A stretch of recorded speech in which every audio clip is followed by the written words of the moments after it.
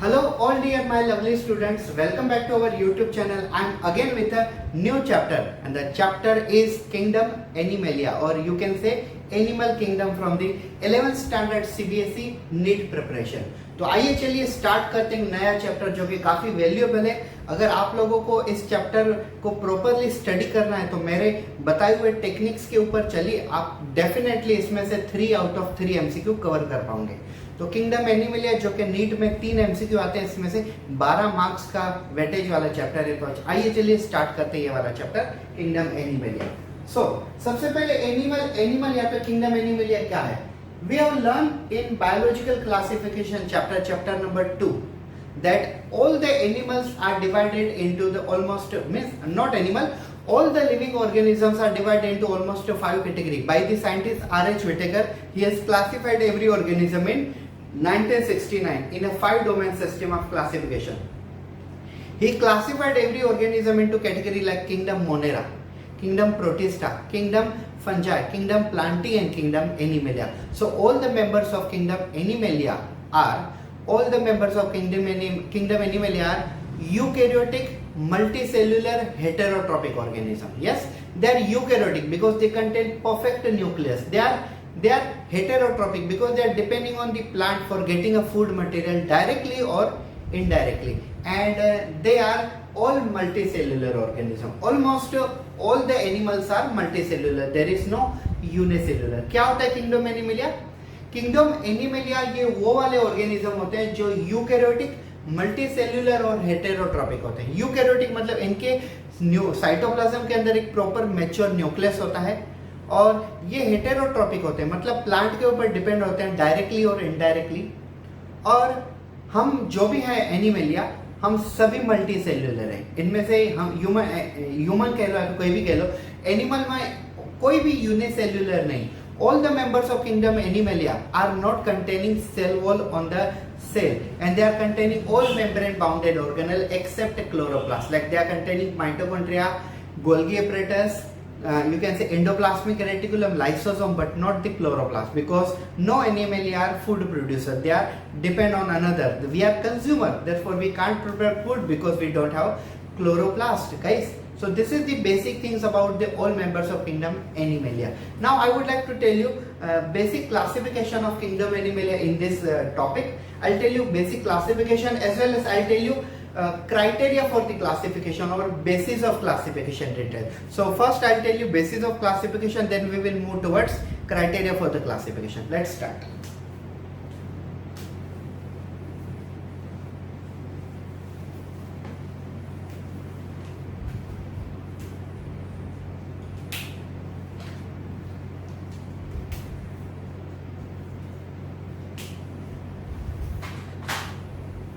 So, basis of classification. We can also describe this point as criteria for classification.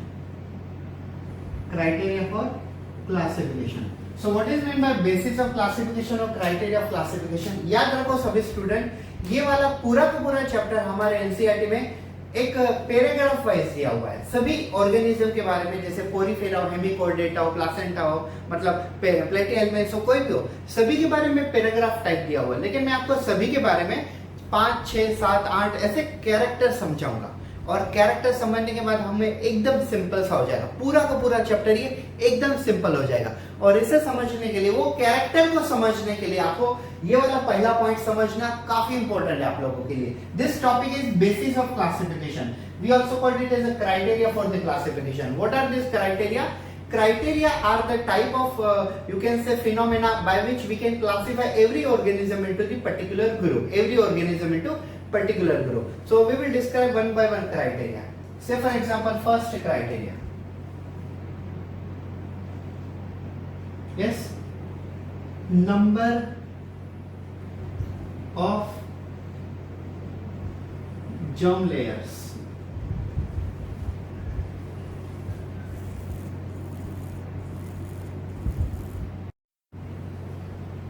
So the number of germ layers. Now what is meant by germ layers that I'll tell you in detail.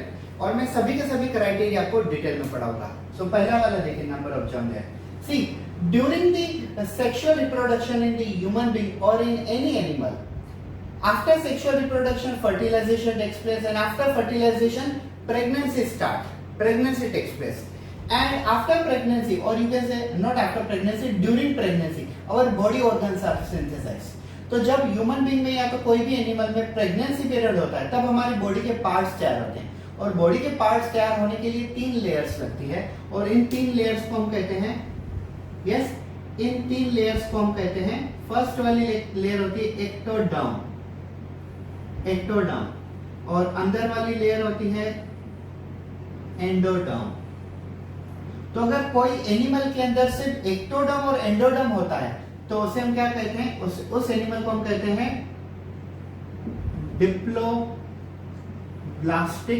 Diploblastic animal.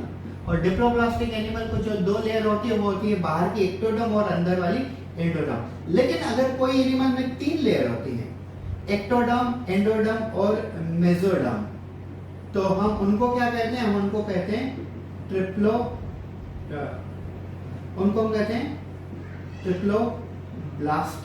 Triploblastic animal. हम human being कौन सी category में आते हैं, हम human being triploblastic category में आते हैं. Yes. So when an animal contain only 2 layers or only 2 germ layers, they are called as a diploblastic animal. And if an animal have a 3 germ layers, they are called as a triploblastic animal. अगर किसी animal के अंदर सिर्फ 2 ही layer होती है तो उसे हम कहते हैं डिप्लोब्लास्टिक एनिमल, और अगर किसी एनिमल के अंदर 3 लेयर होती है तो हम उनको कहते हैं triploblastic animal. So this is the first criteria for the basis of classification. First criteria for the basis of classification. Second criteria I tell you. Second criteria is a blood type. Now what is meant by blood type? Actually NCERT में इतना describe नहीं किया हुआ, लेकिन मैं आपको basically बताता हूँ. See, what is blood type? Open circulation and closed circulation. Now second criteria is a blood type. If an animal contain blood vessels or blood flow through the blood vessels, it is called a closed type of a circulation. And if a particular animal shows no blood vessel in his body, then it is considered as an open type of circulation. Generally all the members of a you can say phylum Arthropoda, they are containing open type of circulation, but maximum cockroaches and insects are having open type of circulation, and we human beings and all mammals, or all you can say mammals, are having closed type of circulation. जिनके अंदर blood artery और when के through flow होता है उनको हम कहते हैं क्लोज टाइप ऑफ सर्कुलेशन और close type of circulatory animal, जो विलियम हार्वी ने डिस्कवर की थी. और ओपन टाइप ऑफ सर्कुलेशन मतलब अगर जिसके अंदर ब्लड डायरेक्टली एम्प्टी कैविटी में फ्लो होता है उनको हम कहते हैं open type of circulatory system और open type of animal, open type of circulatory animal. So ये सेकंड टाइप ऑफ क्लासिफिकेशन होगा, मतलब सेकंड क्राइटेरिया होगा. उसके बाद हम देखेंगे level of organisation. Now what is mean by level of organisation?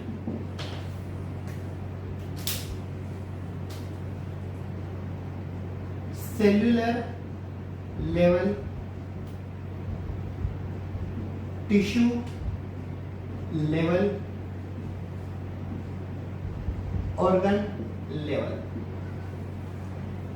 Now there are certain animals in which only cells are produced, but they are not converting into tissue. Such kind of animals are categorized as cellular level of organization. And there are certain animals in which cells are getting together and they are converting into tissue. Such kind of animals are considered as a tissue level organization. And there are certain organisms in which cells are getting converted into tissue and tissues are forming organ and organs are forming organ system. Such animals are considered as a organ level system of organization. Such animals are considered as organ level system of organization. Like we human beings are having organ level system of organization. कुछ animal ऐसे होते हैं जिनके अंदर cells form होते हैं लेकिन tissue नहीं बनते, तो उस प्रकार की क्लासिफिकेशन को हम कहते हैं सेल्यूलर लेवल ऑर्गेनाइजेशन. और किसी किसी में सेल में से टिश्यू बनते हैं तो उसे हम कहते हैं टिश्यू लेवल ऑर्गेनाइजेशन, और किसी किसी में टिश्यू के बाद ऑर्गन भी बनते हैं, ऑर्गन सिस्टम भी बनते हैं, तो उनको हम कहते हैं organ level system of organization. So this is the third criteria called level of organization. Now I am going to tell you about मैंने आपको basic बताई. I'm moving towards the fourth level like symmetry. What is meant by symmetry? When you cut particular animal in any plane, when you cut particular animal in any plane, if that animal get divided into equal halves or equal parts, such phenomena is called as a symmetry. अगर आप किसी animal को centre से cut करते हो और अगर उसके दो इक्वल पार्ट्स हो, सेंटर से मतलब कोई भी डायरेक्शन से कट करते हो, अगर उसके इक्वल पार्ट्स होते हैं तो हम उनको कहते हैं, उस फिनोमिनन को, उस फीचर को हम कहते हैं सिमेट्री. बॉडी सिमेट्री और सिंपली कह लो सिमेट्री. अब तीन प्रकार की सिमेट्री आती है. फर्स्ट सिमेट्री होती है symmetrical animal.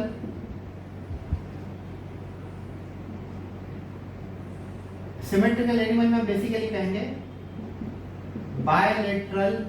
bilateral symmetrical animal. Then you can say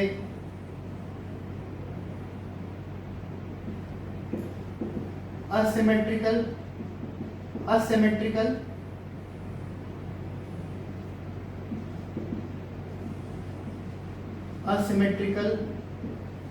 animal. और थर्ड होगा हमारे सामने रेडियल सिमेट्रिकल एनिमल. अब ये देखिए क्या है. अगर किसी एनिमल को हम वर्टिकल सेक्शन में कट करते हैं और उनके दो पार्ट्स हो जाते हैं इक्वल पार्ट्स, तो हम उसे कहेंगे बायलैटरल सिमेट्रिकल. अब आप देखिए ह्यूमन बीइंग, अगर हम सेंटर से वर्टिकली ऐसे कट करते हैं तो हमारे बॉडी के दो इक्वल पार्ट्स होते हैं, इक्वल पार्ट्स. दोनों साइड एक हैंड आएगा, दोनों साइड एक लेग आएगा, आधा ब्रेन आएगा, एक आंखें आएगी, ठीक है. तो इक्वल पार्ट्स हुए ना. If we are cutting only in vertical section and we are getting two equal parts, two equal body part, then it is called yes, bilateral symmetrical. Bi means two, bilateral means divided into two. Yes. See the third one, radial symmetrical.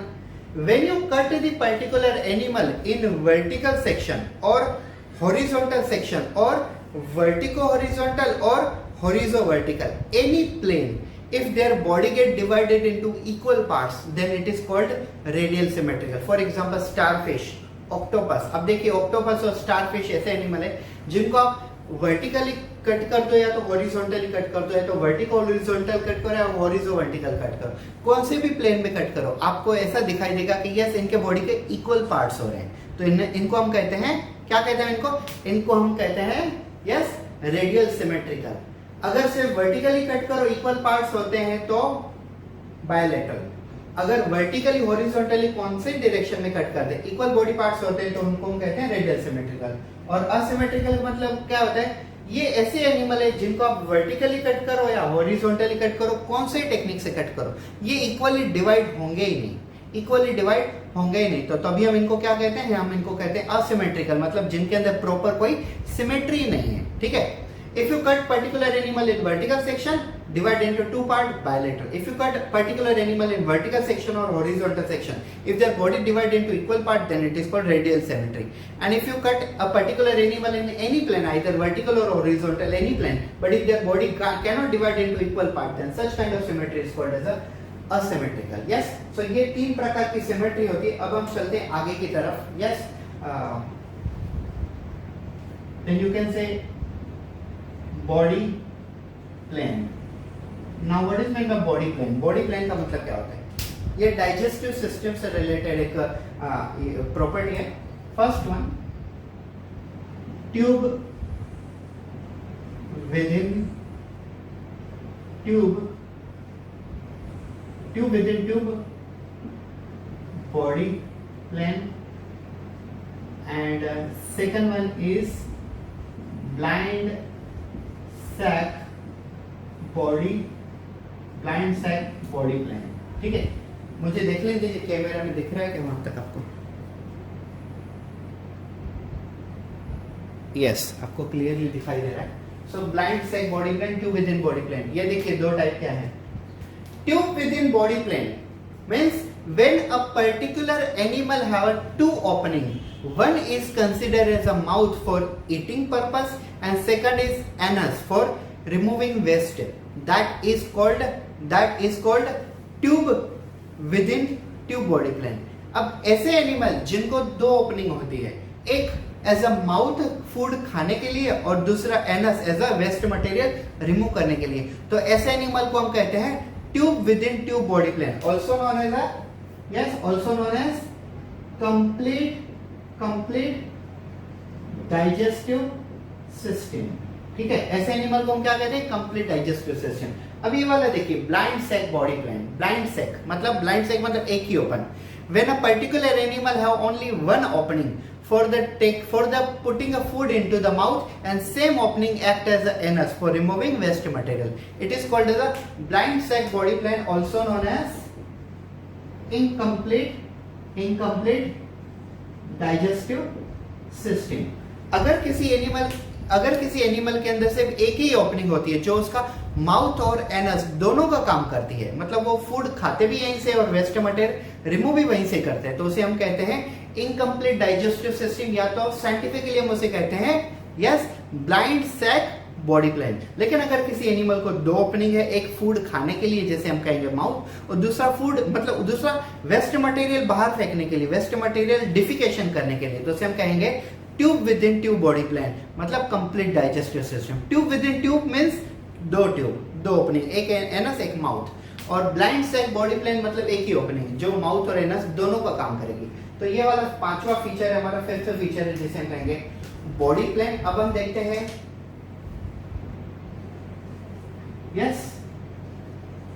Segmentation. What is mean bye segmentation? Segmentation means there are certain animals. Now we human beings are divided into the three body parts, like a head, then thorax, and then abdomen. Head, thorax, and abdomen. And maximum animals are divided into three body parts only, like a head, thorax, and abdomen. But there are certain animal in which body parts are made by small segments. It is called segmentation property, like earthworm, Annelida. अब ये देखिए Annelida जो होते हैं वो example earthworm. तो earthworm की body कैसे बनी होती है? देखिए अर्थवर्म के अंदर ऐसे बॉडी पार्ट्स होते हैं, अर्थवर्म के अंदर ऐसे बॉडी पार्ट्स होते हैं ना। इन पार्ट्स को हम कहते हैं सीटे या तो मेटामर्स। और ये कौन सी प्रोसेस से फॉर्म होते हैं? Metamorphosis. Metamorphosis is the process by which a small segment of earthworms are synthesized. It is called metamorphosis because formation of metamer, which is a segment of a earthworm. This feature is called segmentation. Then I will tell you next feature. Body support. What does it mean by the body support? See, there are two type of body support is done by the you can say skeleton, and it is done by exoskeleton, and second one is endoskeleton. अब ये क्या है? अब आप देखिए मैं यहाँ पे प्रॉपरली खड़ा हूँ, मैं यहाँ से वहां मूव कर सकता हूँ। तो ये मूव करने के लिए क्या चीज चाहिए? एक तो मसल चाहिए बॉडी के, और मसल के साथ मूव करने के लिए हमारे बोन भी तो चाहिए, हमारे स्केलेटन भी चाहिए ना। तो स्केलेटन क्या है? हमारी बॉडी को एक सपोर्ट प्रोवाइड करता है। तो अगर स्केलेटन सपोर्ट प्रोवाइड करता है तो दो प्रकार के सपोर्ट है हमारे सिस्टम में, पूरे सिस्टम में। मैं सिर्फ ह्यूमन बीइंग के बारे में बात नहीं कर रहा हूँ, मैं सभी एनिमल के बारे में बात कर रहा हूँ। तो स्केलेटन देखिए, skeleton basically provide a support to our body, and there are two variety of skeleton, endoskeleton, exoskeleton. Endoskeleton, see when a skin is located outside and skeleton is located inside, such kind of a skeleton is called endoskeleton. अगर किसी की skin बाहर है और skeleton अंदर है तो उसे हम कहेंगे क्या कहेंगे? उसे हम कहेंगे एंडोस्केलेटन। लेकिन अगर किसी का स्केलेटन बाहर है और उसकी पूरी बॉडी अंदर है तो उसे हम कहेंगे एक्सोस्केलेटन। एंडोस्केलेटन का एग्जांपल है हम human, dog, cat, monkey, buffalo, rhinoceros, yes, elephant, everyone, cow, buffalo, everyone. But exoskeleton का फेमस कुछ एग्जांपल है, लाइक पाइला। पाइला में बीच के ऊपर पाए जाते हैं, तो Pila is the example of a, you can say which skeleton? It is example of exoskeleton. Clear everybody? Now, eighth criteria I'll tell you, that is coelom or body cavity. अब ये क्या होता है? Yes, just imagine between the intestine and body wall. Between the intestine and body wall, if there is a particular space is available, empty space is available, then such a space is called as a empty cavity or also known as a body coelom. अगर हमारे intestine और body wall, अगर हमारे intestine और body wall इन दोनों के बीच में अगर कोई जगह है, एम्प्टी जगह, जिसे हम फूड स्टोरेज और ब्लड ट्रांसपोर्ट के लिए यूज करते हैं, तो उस स्पेस को हम कहते हैं बॉडी सीलोम या तो बॉडी कैविटी. अगर हमारे इंटेस्टाइन और बॉडी वॉल के बीच में स्पेस है तो उसे हम कहेंगे बॉडी सीलोम या तो बॉडी कैविटी. तो ऐसे तीन प्रकार के एनिमल आते हैं, just like coelomate,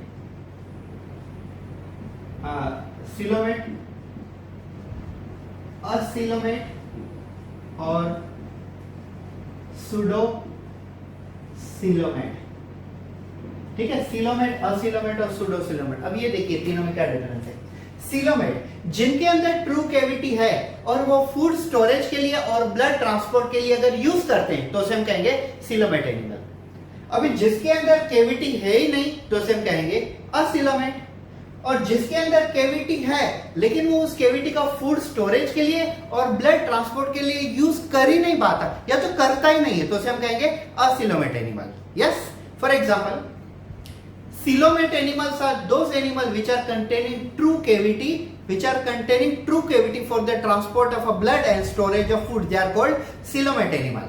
And animal those who don't have a cavity, they are called as a acoelomate animal.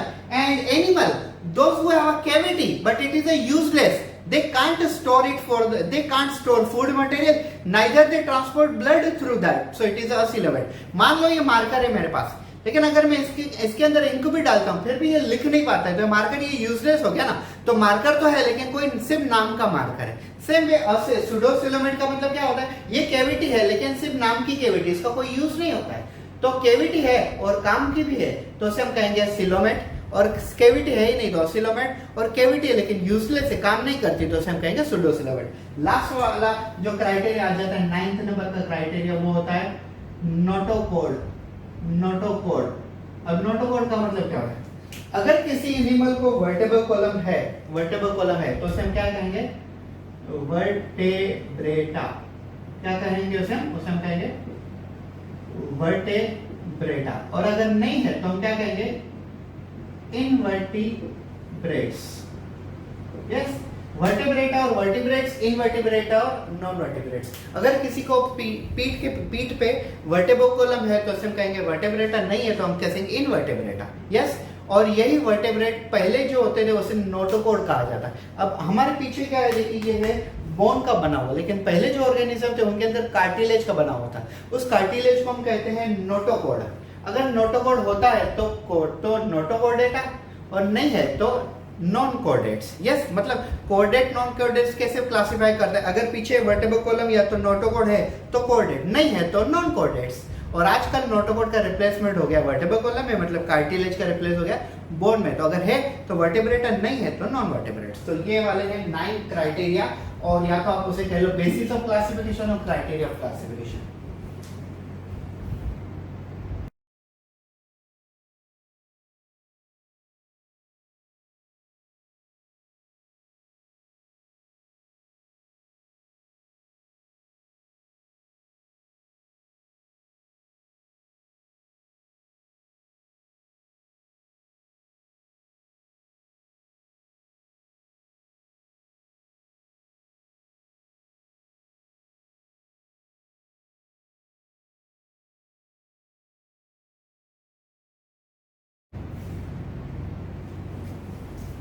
So guys, now I am going to tell you classification of all the kingdom animal. Kingdom animal के अंदर जितने भी member है उन सभी का classification हम देखते हैं. सो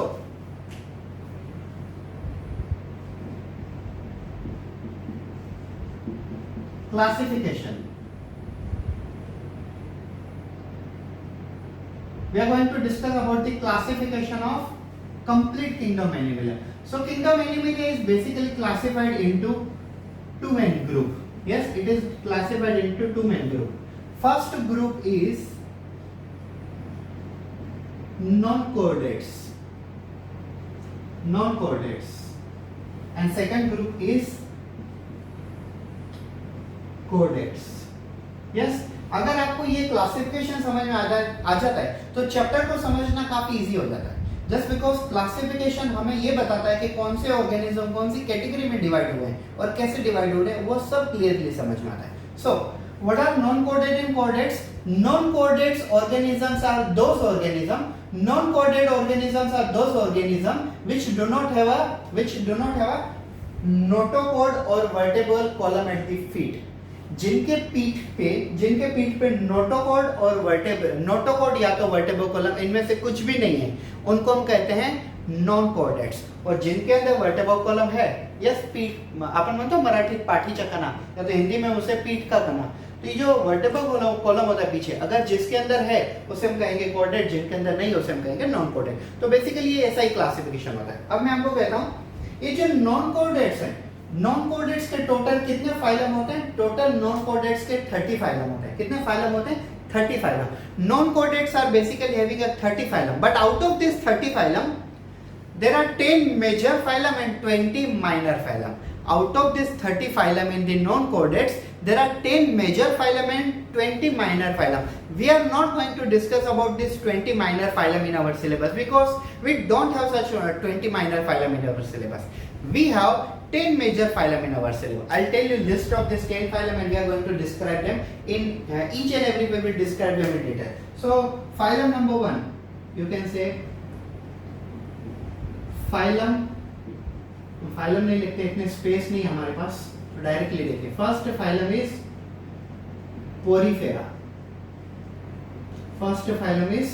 Porifera. Second phylum is Coelenterata.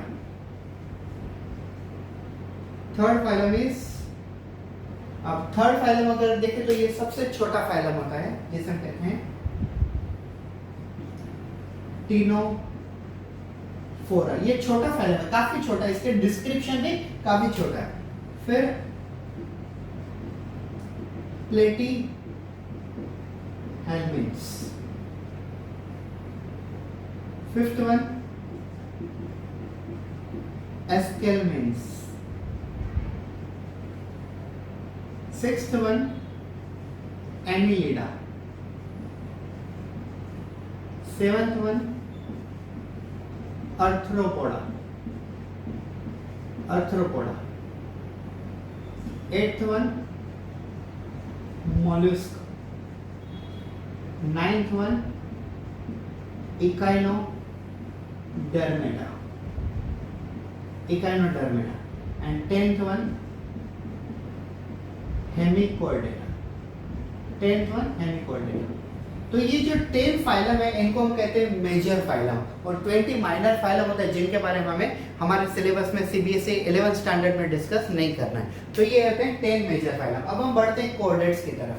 तो अगर हम कोर्डेट में देखें तो कोर्डेट में सबसे पहले 3 ऑर्गेनिज्म आते हैं. यस, मतलब कोर्डेट में अगर हम देखें तो 3 ऑर्गेनिज्म आते हैं, जस्ट लाइक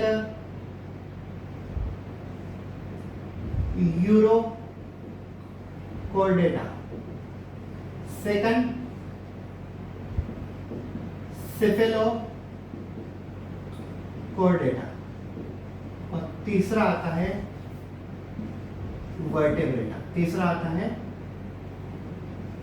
वर्टिब्रेटा.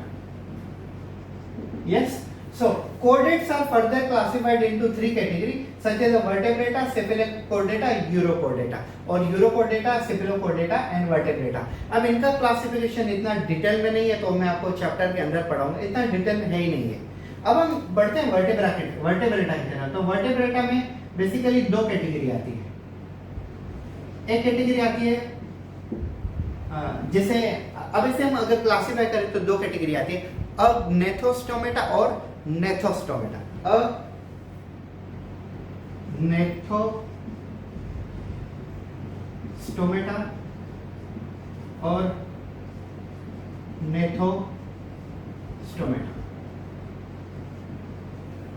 और हम इसे कहते हैं अग्नेथा, अग्नेथा और नेथा भी कह सकते हैं। अग्नेथा और नेथा, बेसिकली अग्नेथोस्टोमेटा, यही बेटर वर्ड होता है। अग्नेथोस्टोमेटा, नेथोस्टोमेटा।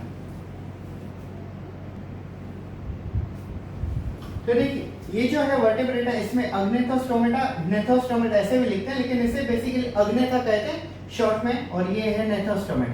अब दोनों में डिफरेंस क्या है? अग्नेथा मतलब जिनको जो नहीं है, और नेथोस्टोमेटा मतलब जिनको जो है।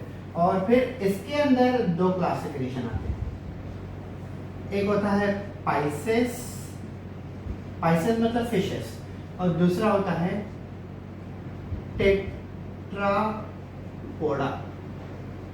ठीक है, अब इसमें दो प्रकार के फिशेस आते हैं। एक फिशेस वो होते हैं जिनके अंदर कार्टिलेज होता है, और एक फिशेस वो होते हैं जिनके अंदर बोन होते हैं। तो जनरली कार्टिलेज वाले फिशेस जो होते हैं उनको हम कहते हैं कॉन्ड्रीचिट्स, और जो बोनी वाले फिशेस होते हैं उनको हम कहते हैं ऑस्टियोचिट्स।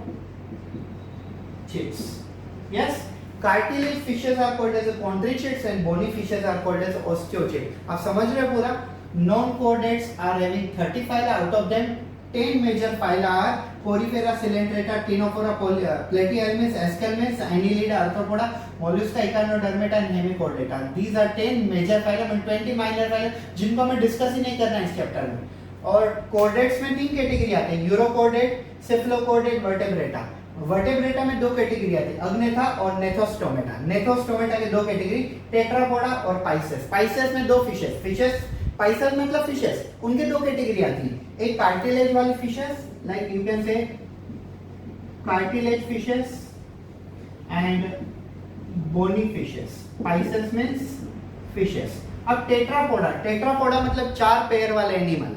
लेकिन कुछ एनिमल ऐसे होते हैं जिन्होंने अपने 2 पैरों को विंग्स में कन्वर्ट कर लिया, जैसे बर्ड्स। कुछ एनिमल ऐसे होते हैं जिन्होंने अपने 2 पैरों को फूड वेब, ये जनरली वेव्स के, वाटर वेव्स के जैसे कन्वर्ट, चप्पू के जैसे कन्वर्ट कर लिया, जैसे फ्रॉग। उनके अंदर लेग्स भी होते हैं लेकिन वेव्स भी होते हैं। और कुछ एनिमल होते हैं जिन्होंने अपने 2 लेग्स को हैंड में कन्वर्ट कर लिया, लाइक हम। और कुछ एनिमल ऐसे होते हैं जिन्होंने चारों पैर को स्किन में कन्वर्ट कर लिया, वो है स्नेक, सांप। तो Tetrapoda is divided into 4 class. Like first one, amphibia. Second one, eos means birds, and third one, reptilia, crawling animal, and fourth one, mammalia, milk producing animal. ठीक है, अगर हम इन सब के बारे में एक एक कैरेक्टर देखें वन बाय वन, तो देखिए पोरीफेरा ऐसे एनिमल है जिनके पूरी स्किन के ऊपर पोर्स होते हैं, होल्स। सिलेंट्रेटा, इनको हम नाइडेरिया भी कहते हैं। टिनोफोरा सबसे छोटा ऑर्गेनिज्म, छोटा ग्रुप है, सबसे छोटा। प्लेटिहेल्मिन्थ्स, इनको हम फ्लैटवर्म कहते हैं। एस्केल्मिन्थ्स, इनको हम राउंडवर्म कहते हैं। एनिलिडा, ये बेसिकली जो है जैसे अर्थवर्म है, तो केचुए जिसे हम कहते हैं, फ्रेंड ऑफ फार्मर। आर्थ्रोपोडा, सभी इंसेक्ट इसी में आते हैं। पूरे किंगडम एनिमल में सबसे ज्यादा अगर कोई एनिमल होंगे तो वो होंगे आर्थ्रोपोडा। उनमें और इनमें सब में मिला के सबसे ज्यादा आर्थ्रोपोडा होता है। Mollusca, soft animal like a snail. Echinodermata, पूरी स्किन के ऊपर छोटे छोटे स्पाइन होते हैं। हेमिकोर्डेटा, हेमी मतलब हाफ, कोर्डेटा मतलब chordate.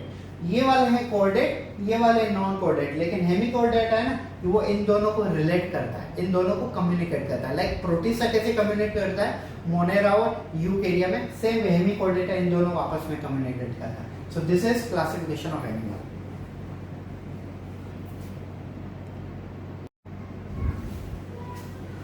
So, dear all students, now we are going to discuss about one by one phylum in detail. So, we are going to discuss first phylum Porifera. So, what are the Porifera? Porifera are those organisms which are having pores on the skin. So, they are called Porifera. They are having pores on skin. So, they are called Porifera. Porifera वो animal होते हैं जिनके पूरे के पूरे skin के ऊपर छोटे छोटे होल्स होते हैं, पोर्स होते हैं, और उनको हम कहते हैं पोरीफेरा। ठीक है, let's start first. Commonly they are known as sponges. Porifera are commonly known as sponges because sponges are belongs to this one, और you can say all the organism belongs to this, all are simply called as sponges. Porifera are commonly called as sponges. Second character, they are marine and mostly asymmetrical animal. They are most probably found in the sea water and they are asymmetrical animal. What does it mean? Asymmetrical means when you cut this animal in any plane, either vertical section or either horizontal section or either in any type of section, they will not get divided into equal part. That's why they are called as asymmetrical animal. ये सी water में पाए जाने वाले animal है और ये asymmetrical animal है, मतलब इनको आप वर्टिकल सेक्शन में कट करो या तो हॉरिजॉन्टल सेक्शन में कट करो, इनकी बॉडी इक्वल पार्ट्स में डिवाइड होगी नहीं, इसको इसलिए इनको कहते हैं असिमेट्रिकल एनिमल. उसके बाद they are multi cellular animal and shows cellular level of organisation. They are made by the many cells, so they are multicellular organisms. Actually, all are multicellular in Animalia, and they show cellular level of organization. Means they shows division of the cells, but these cells are not coming close together, so they are not converting into tissue. That's why they are showing cellular level of organization. ये जो animal होते हैं ये multi cellular animal होते हैं और actually kingdom Animalia में सभी के सभी ऑर्गेनिज्म मल्टी सेल्युलर हैं और ये जो है वो सेल्युलर लेवल ऑर्गेनाइजेशन बताते हैं, मतलब इनके सेल्स जो होते हैं वो डिवाइड होते हैं आपस में और डिवाइड होने के बाद टिश्यू नहीं फॉर्म होता है इनमें, तो ये सिर्फ सेल्युलर ऑर्गेनाइजेशन तक ही सीमित है, टिश्यू में नहीं कन्वर्ट होते हैं. Fourth character, sponges have a water transport और कैनल सिस्टम. ये काफी इंटरेस्टिंग फीचर है इनका. They are having water transport और कैनल सिस्टम. जैसे हमारे अंदर ब्लड ट्रांसपोर्ट होता है और ब्लड के अंदर नो डाउट वाटर ही होता है, लेकिन उसे हम कहते हैं blood transport. So in sponges it is a water transport, it is also called as a canal system. So remember, water enter into the body through minute spore called ostia. Spore नहीं pores, sorry by mistakenly. सो इनके अंदर कौन सी system होती है? इनके अंदर system होती है वाटर ट्रांसपोर्ट या तो इनको कहते हैं कैनल सिस्टम. तो वाटर बॉडी के अंदर स्पॉन्जेस की बॉडी के अंदर कहां से आता है? एक छोटे छोटे होल्स के थ्रू आता है और उन होल्स को हम कहते हैं ऑस्ट्रिया. क्या कहते हैं? ऑस्ट्रिया. और सेम वे वाटर बाहर से कहां से निकलता है? तो दूसरे होल से निकलता है जिसे हम कहते हैं osculum. So one opening by which water entering inside, that is a ostia, and another opening via water is going outside or waste is going outside, that is called as osculum. इनके अंदर water और canal system होती है जिसमें से एक holes के अंदर वाटर अंदर बॉडी के अंदर आने के लिए ऑस्टिया का यूज करते हैं और बॉडी से बाहर निकलने के लिए वो ऑस्कुलम का यूज करते हैं. सो दो ओपनिंग यूज करते हैं वो. Then fifth character, the pathway of water transport help in food gathering, respiratory system means respiratory exchange, and excretory system means removal of waste material. तो जो इनके अंदर वाटर ट्रांसपोर्ट सिस्टम है वो तीन चीजों में काम में आती है. पहले फूड को कलेक्ट करने में, दूसरा रेस्पिरेटरी एक्सचेंज करने में, मतलब गैसेस O2 CO2 एक्सचेंज करने में, और तीसरा नाइट्रोजनस वेस्ट रिमूव करने में, मतलब एक्सक्रीटरी सिस्टम के जैसे काम करे. आपको समझ रहा है properly? The pathway of a water transport system in sponges help in collection of a food material, means gathering of food material. It also help in exchange of oxygen and carbon dioxide. So it also help in respiratory system, and it also help in removal of nitrogenous waste products. So it also act as a excretory system. Then porifera possess coinocyte or collar cell help in digestion. ये चीज याद रखना, आपको ये guaranteed पूछी जाएगी, मतलब NEET में पूछी जाएगी या नहीं ये मैं नहीं कह सकता हूँ क्योंकि पूरे चैप्टर में इतने सारे फाइल में और सिर्फ 3 ही एमसीक्यू आते हैं, तो मैं ये गारंटी नहीं दे सकता हूँ कि ये पूछी जाएगी. हाँ, लेकिन पहले पूछी गई, लेकिन अपने 50 एमसीक्यू जो मैं आपको सोल्व कर रहा हूँ उसमें से गारंटेड ये वाला क्वेश्चन आएगा. Porifera having which cell? Collar cells, which is also called choanocyte, which help in capturing of a food और you can help in food digestion. Main food digestion, help in digestion. Body supported by skeleton, इनको skeleton से support मिलता है. Skeleton किससे बना हुआ है? This skeleton is made by spicules और you can say spongin fibres. This skeleton is made by spicules also known as a sponging fibre. Second last character, sexes are not separate, means they are not what? They are not hermaphrodite. And sexes are not separate. Asexual reproduction is by fragmentation and sexual reproduction is by means of gametes, and they are showing fertilization is internal. तो इनके अंदर जो sexual reproduction है वो gamete से होता है, और गैमेट से हो गया तो फर्टिलाइजेशन भी होगा, बट फर्टिलाइजेशन इनके अंदर इंटरनल है। बट कहने से जो मैटर है कि सबसे ज्यादा फर्टिलाइजेशन इंटरनल होती है, लेकिन नॉन कोर्डेट्स में बहुत से ऐसे एनिमल है जो एक्सटर्नल फर्टिलाइजेशन भी दिखाते हैं, वाटर के अंदर गैमेट छोड़ देते हैं। Yes, so example of this sponges are Sycon, Scypha, आपको मैच द पेयर करने के लिए साइंटिफिक नेम और कॉमन नेम पता होना चाहिए। Spongilla, fresh water sponges and you Spongia, bath sponges. So this is about first phylum, phylum Porifera.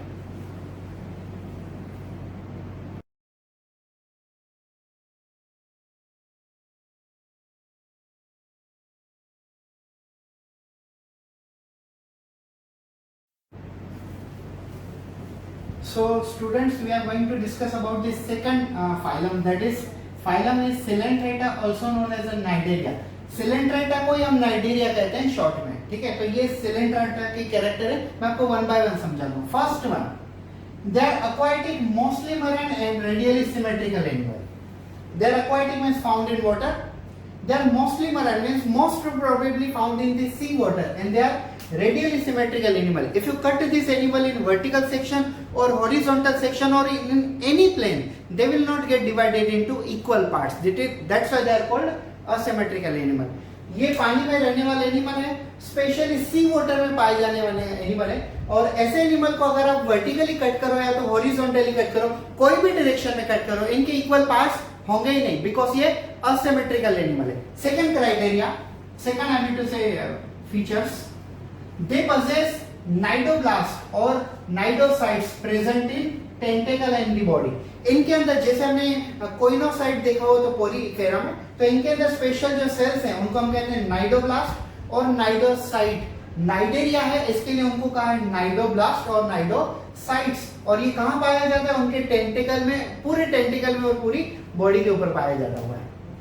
Third one, cnidoblast are useful for anchorage, defence and capturing pray.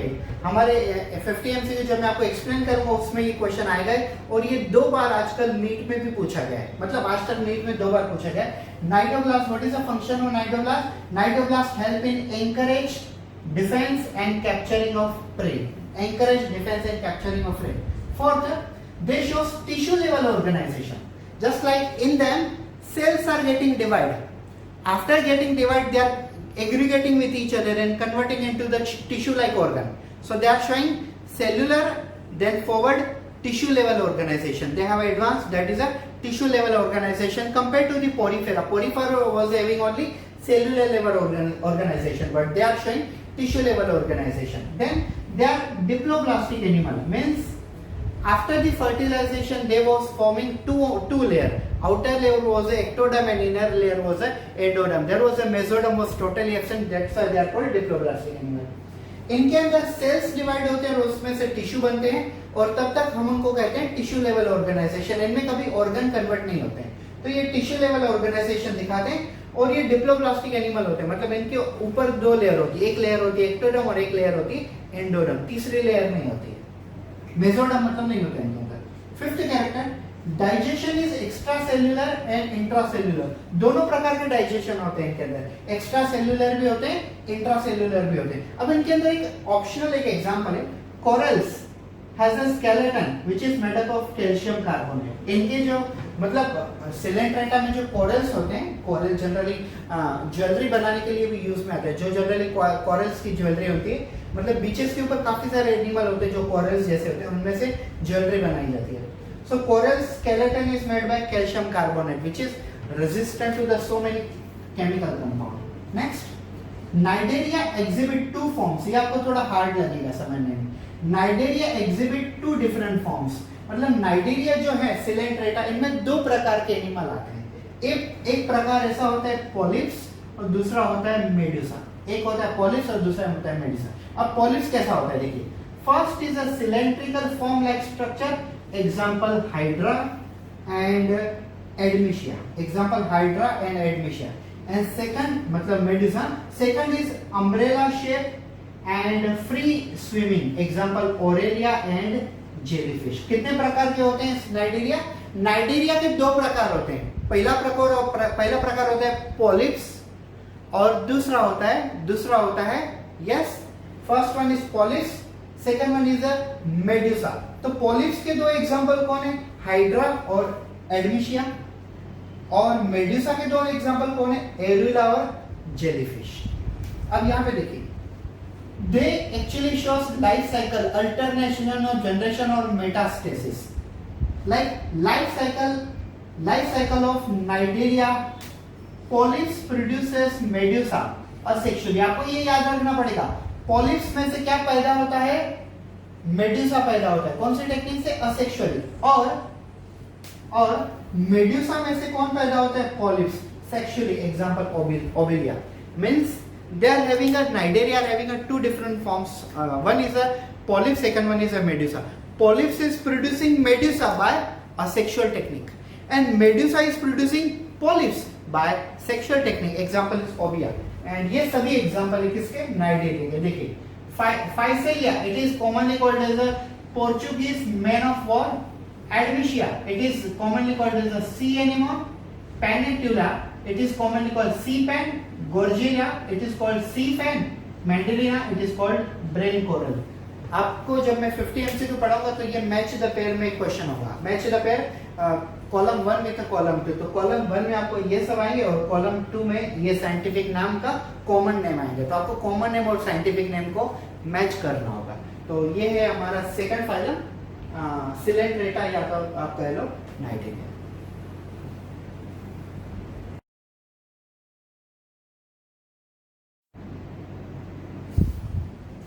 So third phylum is Ctenophora. Ctenophora, it's a very small phylum and there is very small description is present. First, commonly called as the sea walnuts and comb jelly. ये याद रखो इनका दूसरा नाम। Just like platyhelminths को हम round worm कहते हैं, सॉरी platyhelminths को हम फ्लैट वर्म कहते हैं, उसके बाद एस्केलमेंट को राउंड वर्म कहते हैं। तो ये जो वर्म्स के नाम होते हैं वो याद रखना पड़ेगा आपको। Just like commonly called as the sea walnuts or also known as a comb jelly. Sea walnuts also known as a comb jelly. Then exclusively marine. Exclusively marine का मतलब होता है ये सिर्फ और सिर्फ सी वाटर में पाए जाते हैं। They are radially symmetrical animal. Means if you cut them in a vertical section or if you cut them in horizontal section, they will get divided. They will get divided into equal parts. Sorry, symmetrical है।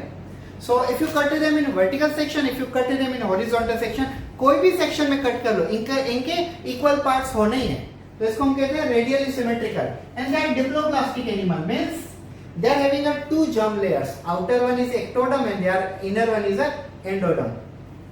They are exclusively marine, मतलब ये सिर्फ सी water में पाए जाते हैं। Radially symmetrical का मतलब होता है ये इसको आप कैसे भी कट करो ये इक्वल पार्ट्स में डिवाइड होंगे, और डिप्लोप्लास्टिक मतलब इनके दो जर्म लेयर्स होते हैं। Then they are having a tissue level of organization. Their cells are getting divided and forming a tissue, and they are remaining tissue after. They are not going for organ level of organization. Next, there were 8 external rows of ciliated comb plates which help them in locomotion. ये याद रखिए, आपको MCQ आएगा guaranteed है। इनके अंदर 8 external रो होते हैं ciliated plates के, तभी हम इनको comb plates कहते हैं ना, comb jellies। तो इनके अंदर सीलिएटेड कॉम प्लेट्स होते हैं जो उनको लोकोमोशन करने में मदद करते हैं, और उनके 8 रोज होते हैं, मतलब 8 लाइनिंग्स होती हैं। Next, digestion is both extra cellular as well as intra cellular. Even तो हमने जो सेकंड वाला था नाइडेरिया, उनके अंदर भी वैसे ही देखा होगा। दे शोस बायोलुमिनेंस प्रॉपर्टी। बायोलुमिनेंस का मतलब क्या होता है? जैसे प्रोजेक्टर में से कैसे लाइट निकलती है तो वो होता है luminescence. Emission of light is called lumina. अब मेरे सामने ये जो व्हाइट बोर्ड पे लाइट दिख रही है, मैंने सामने से 2 फोकस लाइट ऑन किए हुए हैं, तो उनकी लाइट मेरे सामने आ रही है, तो इनको हम क्या कहेंगे? इनको हम कहेंगे लुमिनेंस। लेकिन अगर कोई लिविंग ऑर्गेनिज्म लाइट प्रोड्यूस करता है तो उनको हम कहेंगे bioluminescence. Yes, so that is the difference between luminescence and bioluminescence. Next, sexes are not separate, means they are bisexual. Bisexual means hermaphrodite, and reproduction is only sexual. Example है इनके Pleurobrachia and Ctenoplana. It was a very short and very small descriptive phylum, Ctenophora.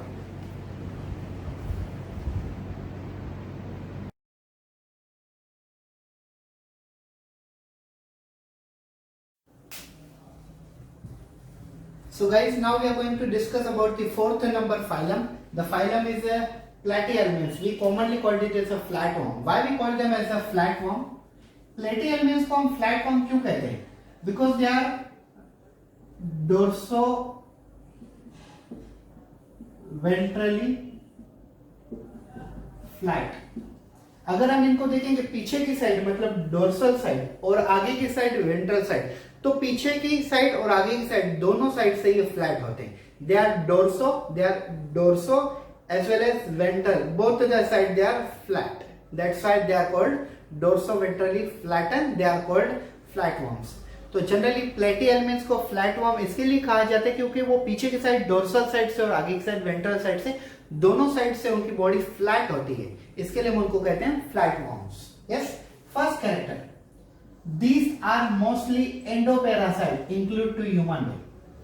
Endoparasite actually parasite means which cause infection. जो infection cause करते हैं उनको कहते हैं parasite. अब endo का मतलब हुआ internal. Yes, endo का मतलब होता है internal, जो अंदर हमारी बॉडी के अंदर जाने के बाद इन्फेक्शन कोज करते हैं उनको कहते हैं एंडोपैरासाइट. यस, हमारी बॉडी के अंदर जाने के बाद जो इन्फेक्शन कोज करते हैं उनको हम कहते हैं एंडोपैरासाइट. ये देखिए टीनिया का फुल फॉर्म होता है टीनिया सोलियम. और ये है देखिए लिवर फ्लूक भी हमारे ह्यूमन बीइंग में इन्फेक्शन कोज करता है और ये टीनिया सोलियम भी हमारे अंदर इन्फेक्शन कोज करते हैं. ये हमारी बॉडी में अंदर जाने के बाद इन्फेक्शन कोज करते हैं, तभी हम इनको कहते हैं endoparasite. Yes. Second one, they are bilaterally symmetrical animal. Means if you cut this animal in vertical section, they are going to divide into the two equal parts. They are called bilateral symmetry. अगर किसी animal को आप मतलब ऊपर से नीचे की तरफ वर्टिकल सेक्शन में कट करते हो, तो अगर उनके बॉडी के दो इक्वल पार्ट्स डिवाइड होते हैं तो हम उनको bilateral symmetrical कहते हैं. And they are triploblastic animal. These animals are having three germ layers: ectoderm, mesoderm and endoderm. Therefore, they are triploblastic. इनकी बॉडी में ectoderm, mesoderm, endoderm तीनों पाए जाते हैं, तब हम इनको कहते हैं triploblastic animal. And they are acoelomate. What does it mean by acoelomate? They are having a true cavity between the body wall and intestine. They are having true cavity, but they are not using it for the storage of a food or as well as flow of a blood or transport of a blood, and therefore such animals are called as a acoelomate animal. Acoelomate का मतलब क्या होता है? जो food material store नहीं कर सकते हैं और ब्लड फ्लो भी एम्प्टी कैविटी में नहीं कर सकते, लेकिन एम्प्टी कैविटी अवेलेबल है, तो उनको हम कहते हैं acoelomate animal. Third character, hooks and suckers are present in the parasitic form and they shows organ level of organization. अब इनमें जो पैरासाइटिक फॉर्म होते हैं, पैरासाइटिक फॉर्म मतलब जो इन्फेक्शन कोज करते हैं, जैसे टीनिया सोलियम है, फेशियोला, लिवर फ्लूक, ये जो है लिवर फ्लूक मतलब ये फेशियोला, ये जो पैरासाइटिक है मतलब डिसीज कोज करते हैं, इनके अंदर हुक और सकर जैसे ऑर्गन है. और plus flatworms organ level system of organisation दिखाते हैं. मतलब जैसे हमने पता है cells are getting divided and they are aggregating and convert into tissue. So many kind of tissues are coming close together and they are making an organ. So they are living a very advanced level of organization, that is called organ level of organization. Next, some of them absorb nutrient from the host through the body surface. इनमें flatworms में कुछ ऐसे example है जो host की body से चिपक जाते हैं और चिपकने के बाद होस्ट की बॉडी से न्यूट्रिएंट एब्सॉर्ब करते हैं through their body surface. There are certain organisms in the flatworm which are attaching to the host cell and absorbing nutrient from the host cell. Next one, specialized cells called phlegm cells are present for osmoregulation and excretion. ये जो specialized cells होते हैं ये काफी याद रखो. जैसे हमने नाइडेरिया में देखा था, यस, नाइडेरिया में नाइडोब्लास्ट और cnidocyte.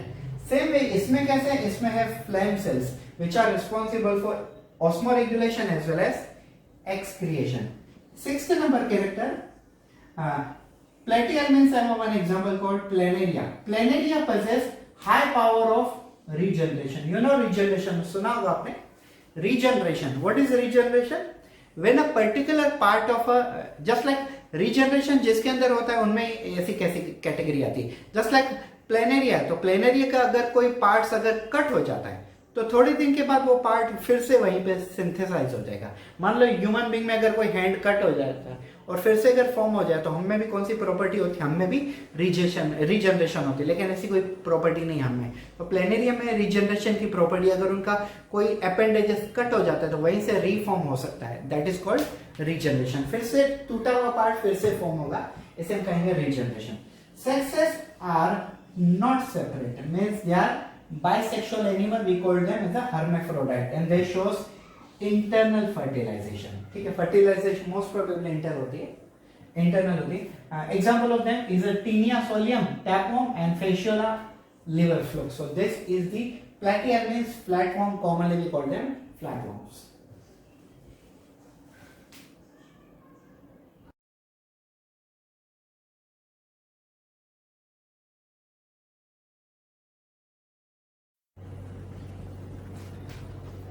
Hello. So now we are going to discuss about phylum, fifth phylum, very important phylum, phylum Aschelminths. Generally हम इसको कहते हैं राउंडवर्म। जैसे हमने प्लेटीहेल्मिन्थ्स को फ्लैटवर्म कहा क्योंकि दोनों साइड से फ्लैट होते हैं। राउंडवर्म ये राउंड क्यों होते हैं, क्योंकि उनकी पूरी बॉडी सर्कुलर होती है, तो राउंडवर्म होते हैं, ठीक है। So let's start first character. They may be aquatic, terrestrial or parasitic to plant and animal. They are most probably aquatic. They are found in water, and they may be terrestrial also. May also come on the ground. May also come means they may be found in ground also. And they are parasitic, means they are infectious to the plant and an animal. Means they can cause some infection in plant and animal. For example, you know Wuchereria. Wuchereria, full form of Wuchereria is a Wuchereria bancrofti. मतलब पूरा scientific अगर नाम उसका देखें तो Wuchereria is a genus and Bancrofti is a species which causes filariasis, elephantiasis in human being. So that is infectious to the animal, and same way there are some infectious to plant also. Second, they have organ system level of organization. Like अब तक हमने देखा cell tissue, cellular level organization, tissue level organization, and now this is organ level of organization. Means what does it mean by organ level of organization, organ system level of organization? Means cells are converting in tissue, tissues are converting into organ, and there are so many organs are arranging with each other, turning into organ system. तो इनके अंदर organ system level organization है, ये advanced feature है उनका। अब तक हमने जितने देखे उनमें से, yes, so they are bilateral symmetrical, means these are the animal, if you cut them into the vertical section they will get divided into two equal parts. They are bilateral symmetrical. They are triploblastic, means they are having a three germ layers, ectoderm, mesoderm and endoderm, from which other body parts are forming, and they are pseudocoelomate animal, means they are having an empty cavity, but they are not using this empty cavity for storage of food, neither for the storage of not for the storage of food, not for the transport of a blood. So they are having pseudocoelomate. एक बार फिर से सुन लीजिए, ये बायोलैट्रिकल symmetrical animal होते हैं, मतलब इनकी body को अगर आप वर्टिकल सेक्शन में काटो तो दो इक्वल बॉडी पार्ट्स हो जाएंगे इनके। और ये ट्रिप्लोब्लास्टिक एनिमल होते हैं, मतलब इनके primary germ layers ectoderm, mesoderm, endoderm तीनों होते हैं। और ये सीडोसिलोमेट भी होते हैं। सीडोसिलोमेट का मतलब होता है इनके अंदर एम्प्टी कैविटी है, लेकिन ये उस एम्प्टी कैविटी का यूज कुछ नहीं कर पाते, ना ही फूड स्टोरेज के लिए कर पाते हैं, ना ही ब्लड फ्लो के लिए कर पाते हैं। So this is about next one. They are having elementary canal. They are having elementary canal which is complete. इनके अंदर जो एलिमेंट्री कैनल है वो कंप्लीट है, और एक्सक्रीटरी ट्यूब जो है उसके थ्रू ये वेस्ट मटेरियल बाहर फेंकें। लेकिन कैसे? Elementary canal is a complete. Complete का मतलब क्या होता है? यस, मैंने आपको सीक्वेंसली कैरेक्टर्स बताए हुए थे। Elementary canal means digestive system is complete. What does it mean? They are having a tube within tube body plan, means they are having complete digestive system. इसका मतलब होता है they are having a two opening, one opening is considered as a mouth and another opening is considered as a anus.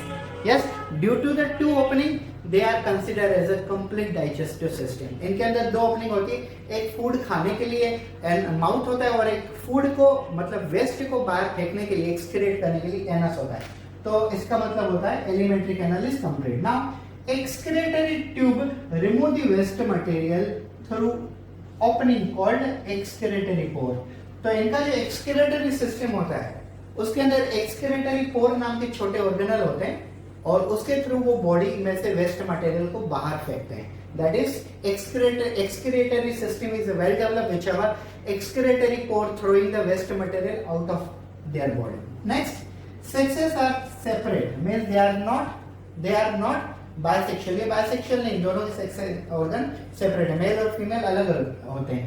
इनको हम कहते हैं dioecious. क्यों dioecious क्यों कहते हैं? क्योंकि ये अलग अलग ऑर्गेनिज्म है.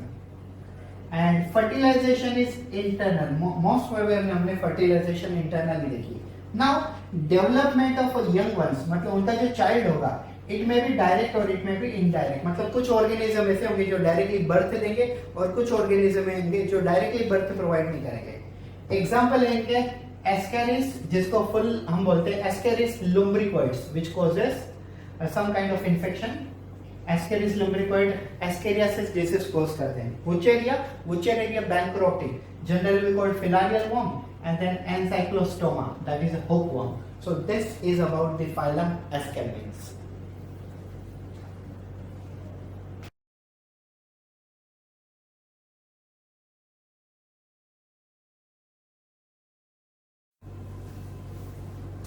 So now we are going to discuss about the sixth number phylum, phylum Annelida. Annelida का मतलब क्या होता है? Annulus, just like earthworm. So earthworm की बॉडी पे ऐसे ऐसे छोटे छोटे सेगमेंट्स बने होते हैं. इन सेगमेंट्स को हम कहते हैं एन्यूलस या तो बॉडी सेगमेंट्स. एन्यूलस या तो बॉडी सेगमेंट. लाइक हमारी बॉडी कैसे बनी हुई? हमारी बॉडी 3 पार्ट्स में डिवाइड हो रही है, हेड, थोरैक्स एंड एब्डोमेन. लेकिन अर्थवर्म में ऐसा नहीं. एक अडल्ट अर्थवर्म के अंदर नियर अबाउट 100 to 120 ऐसे छोटे छोटे सेगमेंट्स हो सकते हैं. तो इन सेगमेंट्स को हम कहते हैं annulus, and that's why this phylum is called Annelida. Let's talk one by one character. They may be aquatic, terrestrial or free living and sometimes parasitic. 4 चीजें इसमें. They may be aquatic or terrestrial, may be found inside the water, may be found on the terrestrial ground, and may be free living. मतलब कभी किसी के साथ jointed नहीं, वो free living अपने species के साथ ही joint रहते हैं. And sometimes parasitic. कोई कोई ऐसे हैं जो बेसिकली इन्फेक्शन भी कॉज करते हैं. सम टाइम का मतलब है कोई कोई ऐसे स्पीसीज है जो इन्फेक्शन कॉज करते हैं, सभी नहीं. Next, they shows organ level system of organization and they are bilateral symmetrical. What is organ level system? Organ level system organization, they are forming a cell, tissue and organ, and organs are arranged into system called organ level system of organization and they are bilateral symmetrical. If you cut them in a vertical section, they will get divided into equal parts. That's called bilateral symmetry. इनके अंदर organ level system of organization होता है, मतलब cell बन के tissue divide होने के बाद एक साथ में आते हैं और ऑर्गन के बाद ऑर्गन सिस्टम बनता है. और ये बायलैटरल सिमेट्रिकल में आते हैं. अगर इनको हम वर्टिकल सेक्शन में काटते हैं तो इनके 2 पार्ट्स होते हैं इक्वली, तभी हम इनको कहते हैं बायलैटरल सिमेट्रिकल. तीसरा वाला character, they are triploblastic, metamerically symmetrical and they are, you can say, metamerically इनका मतलब मेटामेरिज्म होता है. मैं आपको बताता हूँ. Coelomate animal, they are triploblastic animal, means they are having a 3 germ layers, outer ectoderm, middle mesoderm and inner endoderm, and they are metamerically formed. Just like these are small segments, they are called as the annulus, also known as a metamers, and they are formed by the metamorphosis or metamerism. And they are coelomate animal, means they are having a true cavity and they are storing it for the storage of a food as well as transport of a blood. इनके अंदर जो blood flow होता है वो close circulatory system होती है, तो blood इनके एम्प्टी कैविटी में से फ्लो होता है.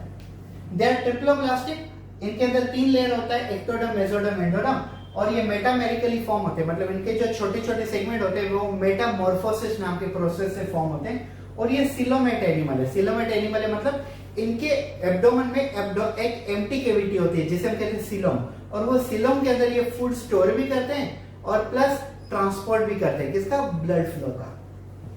Next, the body has segments और metamers and hence they are called Annelida. मैंने पहले बता दिया, इनकी बॉडी के अंदर सेगमेंट्स होते हैं जिसको हम मेटामर्स भी कहते हैं, और तभी हम इनकी जो फाइलम है उस फाइलम को हमने कहा है Annelida.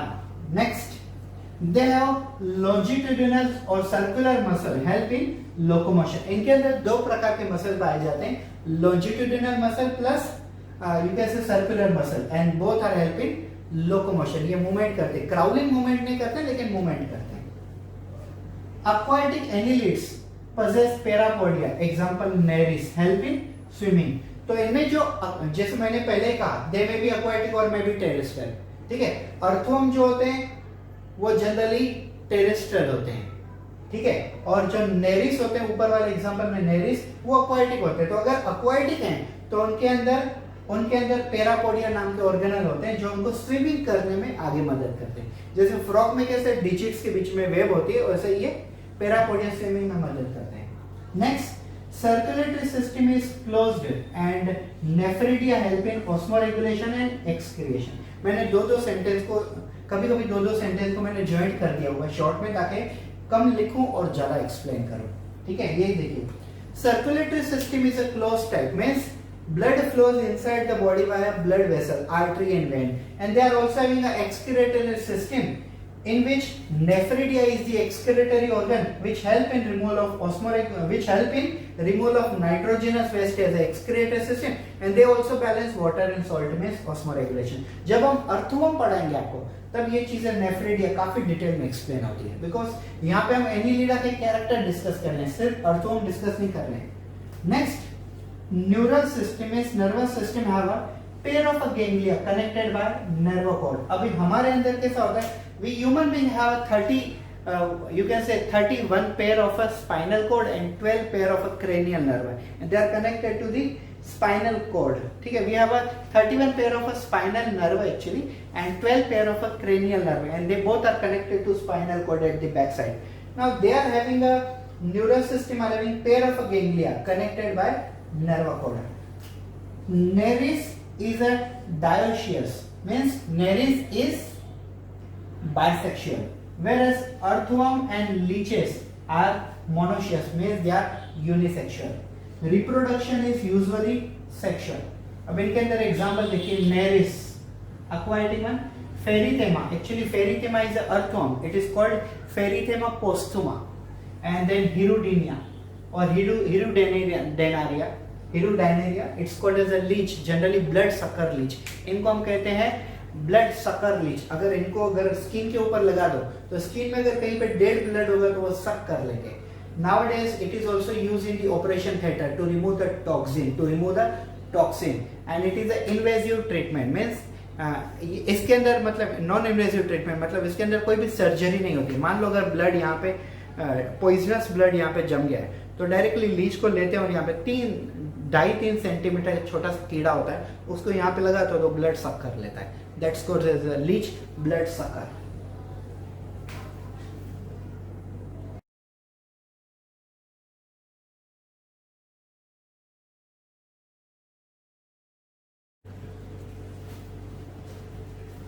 So now we are going to discuss about the 7th number phylum, that is Arthropoda।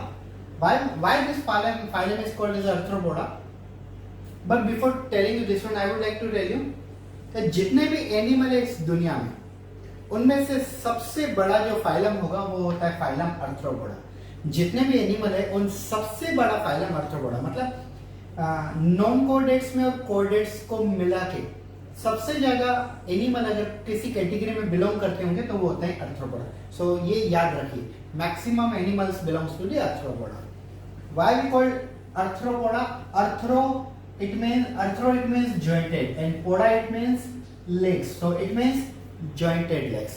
जो एनिमल में जिस एनिमल में jointed legs होते हैं उनको हम कहेंगे अर्थ्रोपोडा। अब हम देखें तो हमारे अंदर भी jointed legs हैं, लेकिन हम कौन सी कैटेगरी में आते हैं? हम मेमेलिया में बिलोंग करते हैं, because they are non-chordate and we are chordate, and plus we are having mammary glands, milk producing glands, so we are belongs to mammalia, ठीक है। कैरेक्टर काफी कम है लेकिन इनको डिस्क्रिप्शन थोड़ा ज्यादा देखिए। First one, this is the largest phylum in animal world and they shows organ system level of organization। Organ system level of organization means in them cells are converting into tissue, tissues are converting into organ, and so many organs are arranging with each other and turning into the organ system। ये कैसा organ है, ये एक ऐसा phylum है जिसके अंदर पूरी दुनिया में सबसे ज्यादा एनिमल जो होंगे, जो कैटेगरी में होंगे, वो कैटेगरी होती है Arthropoda.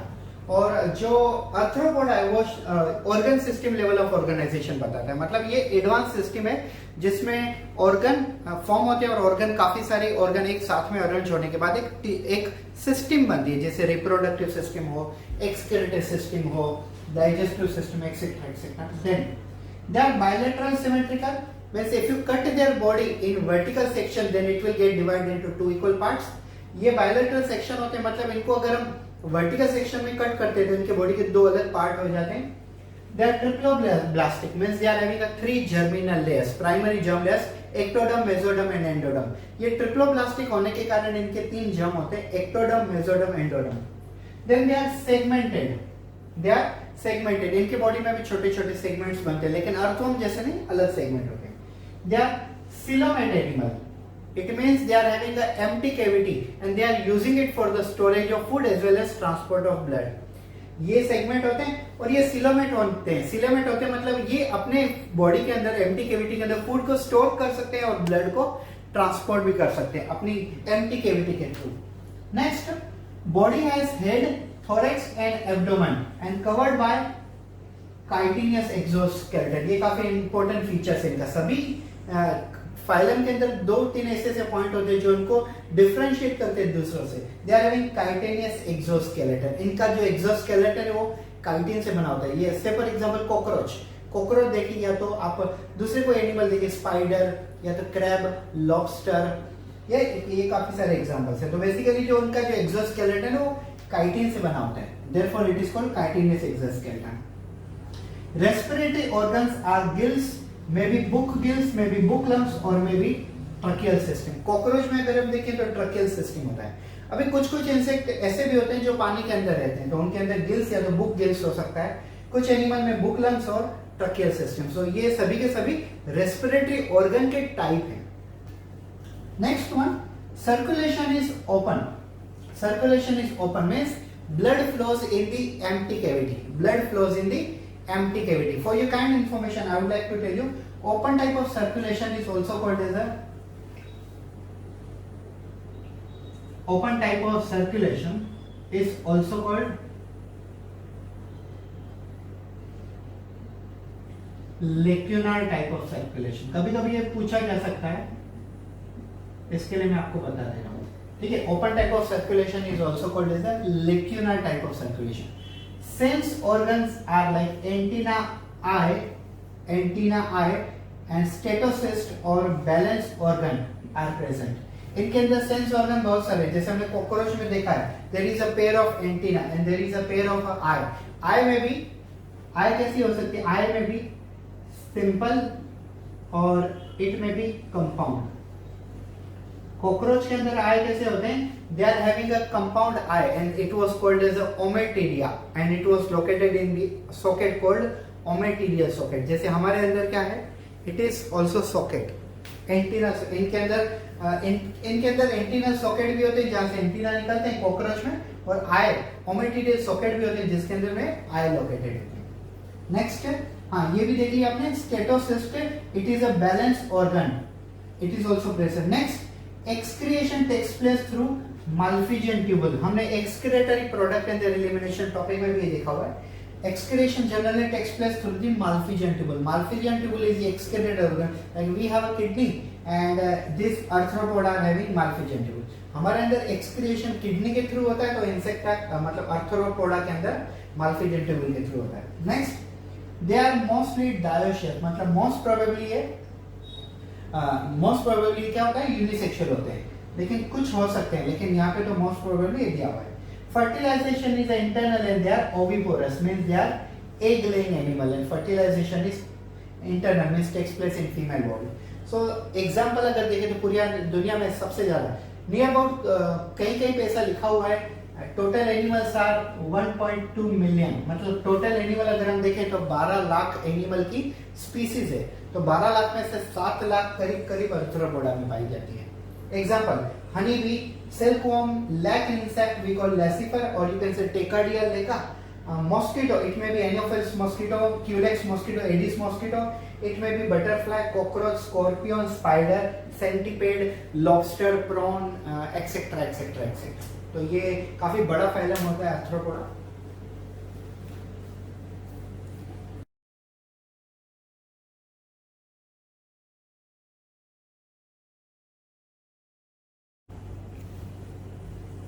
So guys, now it's the 8th number phylum, phylum Mollusca. Phylum Mollusca. Remember, they are second largest phylum on the earth. Second largest phylum. मतलब क्या होता है? अभी हमने देखो 7th नंबर का जो phylum होता है वो होता है basically Arthropoda. Arthropoda is the largest phylum on the earth for the animal kingdom. Animal kingdom में जितनी भी species है उसमें से सबसे ज्यादा species का जो नंबर है वो phylum Arthropoda में होता है. और वैसे ही सेकंड नंबर का जो फाइलम होता है वो होता है मॉलस्का. तो ये चीजें आपको याद रखनी है, ठीक है. Largest phylum on the earth for the animal kingdom is the phylum Arthropoda. Second largest phylum for the animal kingdom is phylum Mollusca. They are generally called as a soft animal, मतलब इनकी पूरी body soft होती है. Let's talk one by one. First character, they are terrestrial और aquatic and having organ system level of organisation. They are having organ system level of organisation. So may be ये पानी में भी रह सकते हैं और मे बी ये जमीन पे भी रह सकते हैं और इनके अंदर organ system of level organisation होता है. सिंपली मतलब tissues are converting into organ and organs are converting into the organ system. They are having organ system level of organisation. It is one of the advance feature of animal. Then they are bilateral symmetrical animal, triploblast animal, coelomate animal. They are bilateral symmetrical. If you cut their body in vertical section, they will get divided into two equal parts. They are triploblastic animal. They are having a 3 germ layers in their body: ectoderm, mesoderm, and endoderm. And they are coelomate animal. Means they have an empty cavity in which they store the food and blood. अब मैंने इतनी बार ये चीजों को character को revise किया हुआ तो ऑब्वियसली आप लोगों को ये परफेक्ट सेट हो गई होगी माइंड में. यस, ये बायलैटरल सिमेट्रिकल होते हैं, मतलब इनको अगर हम वर्टिकल सेक्शन में काटते हैं तो ये 2 इक्वल भाग में डिवाइड होते हैं. ये ट्रिप्लोब्लास्टिक होते हैं, मतलब इनके बॉडी में 3 जर्म लेयर्स बने होते हैं. एक एक्टोडर्म होता है, दूसरा मेसोडर्म होता है मिडल, और तीसरा अंदर वाला एंडोडर्म. और ये सीलोमेट एनिमल होते हैं, मतलब ये अपनी एक केविटी के अंदर ब्लड को भी स्टोर कर सकते हैं, फूड को भी स्टोर कर सकते हैं और ब्लड को ट्रांसपोर्ट करने में भी मदद करती है वो cavity.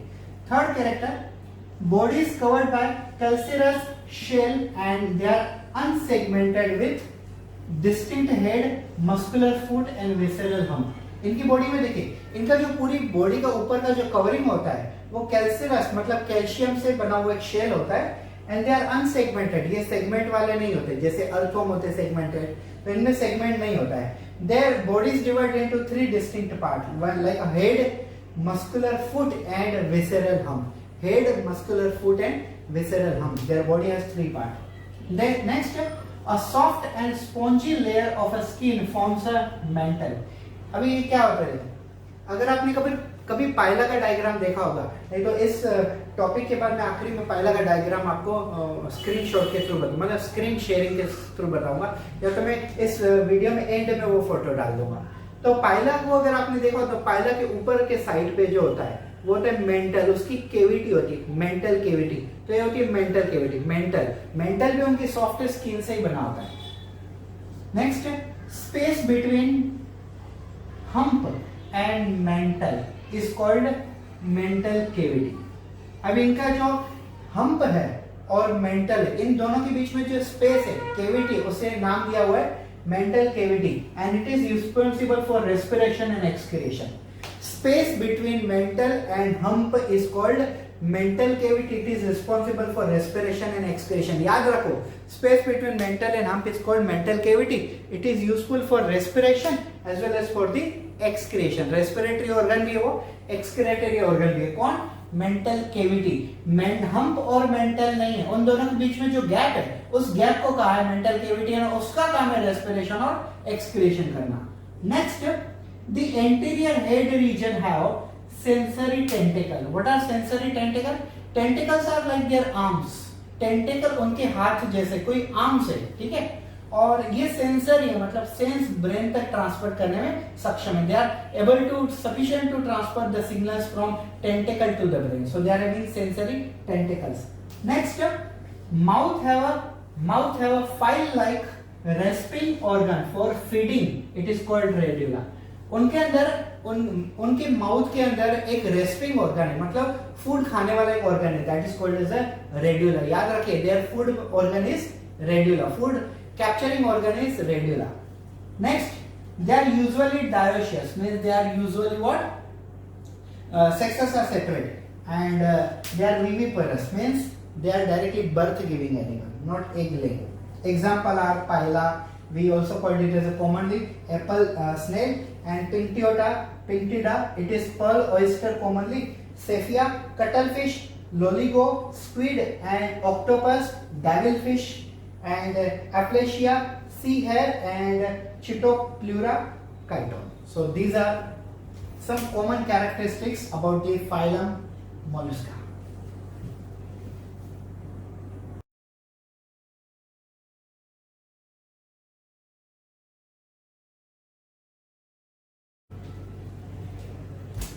So guys, we are going to discuss about the 9th number phylum. The phylum is Echinodermata. तो Echinodermata ऐसे क्यों कहते हैं? Echino का मतलब होता है स्पाइन एंड डर्मा का मतलब होता है स्किन, तो मतलब होता है स्पाइन और स्किन। जैसे हमें पता है dermatology, what is that dermatology? It's a branch of a medical science which deal with the study of a skin. Yes, तो डर्मेटोलॉजिस्ट कौन होते हैं? स्किन स्पेशली डॉक्टर को हम कहते हैं डर्मेटोलॉजिस्ट। सो डर्मा में स्किन, सो हियर डर्मा में स्किन एंड इकाइनो में spine, it means spine on the skin is called Echinodermata. ये 9th नंबर फाइलम है। सो चलिए one by one character start करते हैं। First, they have a calcareous endoskeleton and they are marine and having organ system level of organization। ये character कम लिखने पड़े, मतलब इतनी नीचे नहीं लिखूं, इसके लिए मैंने शॉर्ट में लिखे हुए, एक्सप्लेन डिटेल में करता हूं।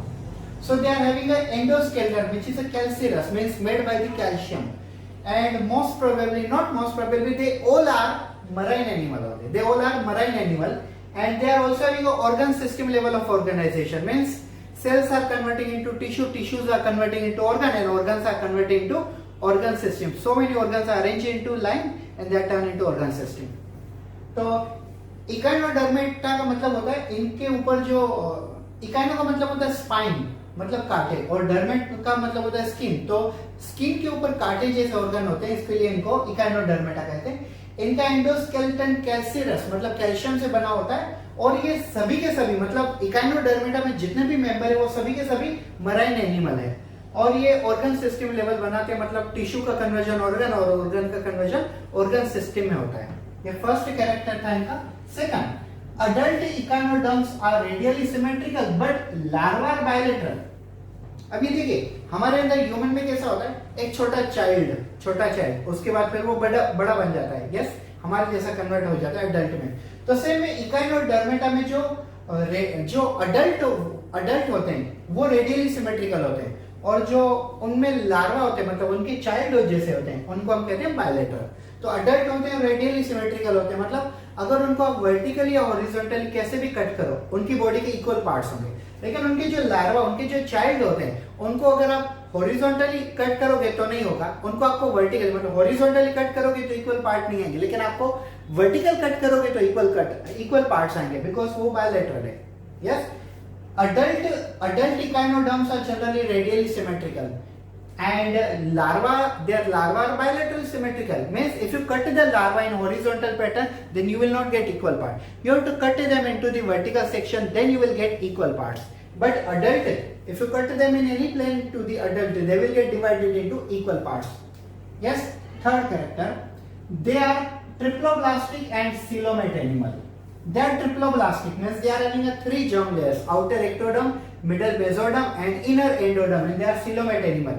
They are having a true empty cavity, and they are using this true empty cavity for the storage of a food as well as transport of a blood.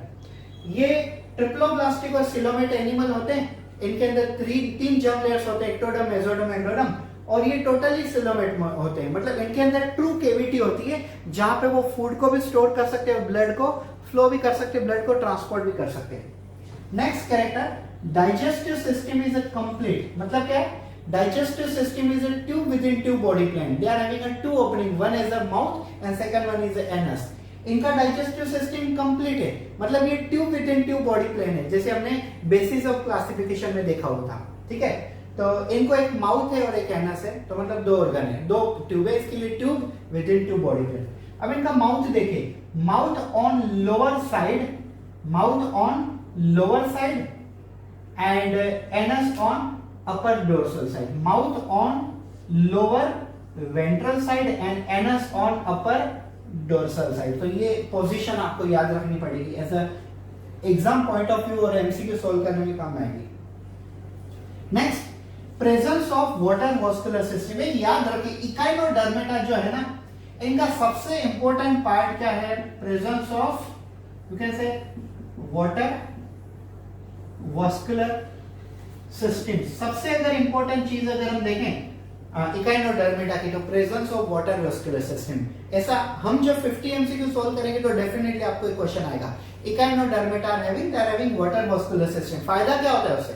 Water vascular system से वो locomotion कर सकते हैं, water vascular system से वो food को capture कर सकते हैं, वाटर वास्कुलर सिस्टम से वो फूड को ट्रांसपोर्ट कर सकते हैं, और प्लस वाटर वास्कुलर सिस्टम से वो रेस्पिरेशन भी करते हैं। तो ये काफी इंपॉर्टेंट पार्ट है। Echinodermata are very famous just because they are having a water vascular system. Through the water vascular system, they have ability. They can do locomotion. They can capture the food. They can transport the food, as well as they can do respiration. Next one, excretory system is usually absent, so they don't have. And sexes are separate.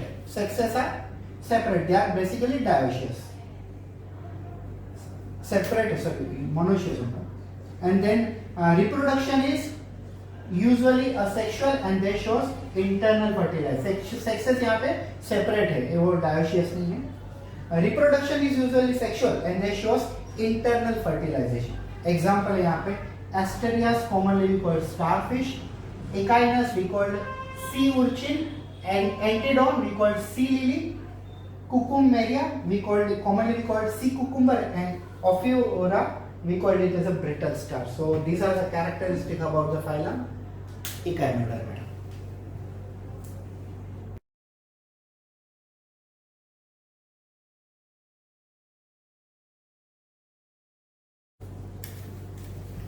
So guys, we are going to discuss about the last phylum of the non-chordate, that is phylum Hemichordata. अब Hemy का मतलब होता है, Hemy मतलब होता है half, और chordate मतलब ये नोटोकॉर्ड। तो हमें देखिए हमारे अंदर we have a complete vertebral column, yes, और इस फाइलम के बाद जो आएंगे वर्टेब्रेटा में, उनके अंदर सबके अंदर कंप्लीट वर्टेब्रल कॉलम होगा।